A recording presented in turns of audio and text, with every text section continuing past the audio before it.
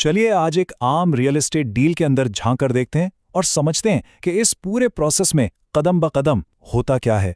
तो इस सवाल का जवाब ना एक बहुत बुनियादी चीज में छुपा है, और वो है रिप्रेजेंटेशन, यानी नुमाइंदगी। आइए इसको समझते हैं।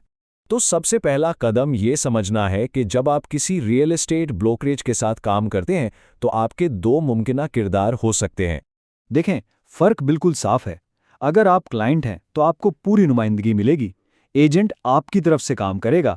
लेकिन अगर आप सिर्फ एक कस्टमर हैं तो आपको बस कुछ सर्विसेज मिलेंगी, हाँ ईमानदारी से, लेकिन वो आपके मफादात के लिए लड़ने का पाबंद नहीं है।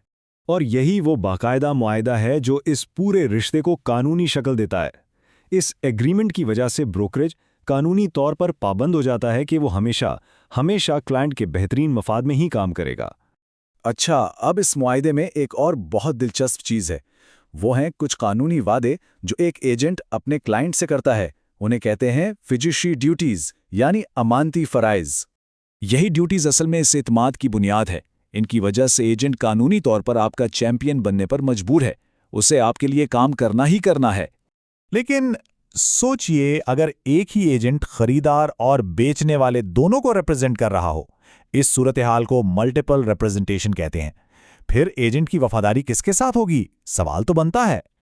तो यहाँ नुक्ता यही है, इस सूरत हाल में मुफादात का टकराव यानी पोटेंशियल कॉन्फ्लिक्ट ऑफ इंटरेस्ट पैदा हो जाता है। अब एजेंट को बिल्कुल गैर जानिबदार रहना होगा और इसके लिए सब कुछ साफ साफ बताना बहुत जरूरी है।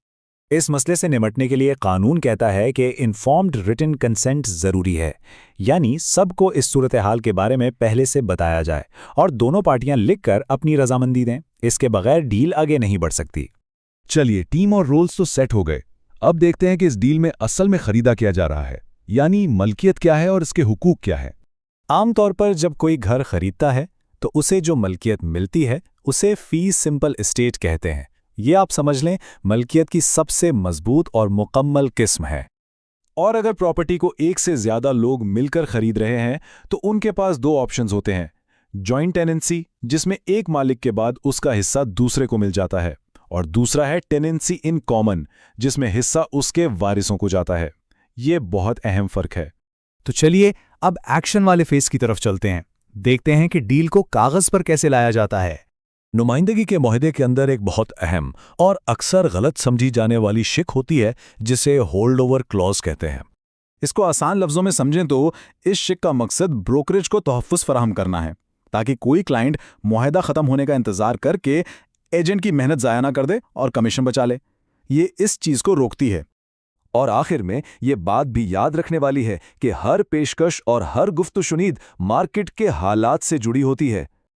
ये जानना कि मार्केट सेलर्स मार्केट है, बायर्स मार्केट है या बैलेंस्ड है, आपकी गुफ्तगू शनीद की हिकमत अमली के लिए बहुत ज़रूरी है। इससे पता चलता है कि पलड़ा किसका भारी है। तो आखिर में हम इस सवाल पर आते हैं कि इतने सारे कवानीन और किरदारों के बीच एक बेहतरीन डील का मतलब क्या है?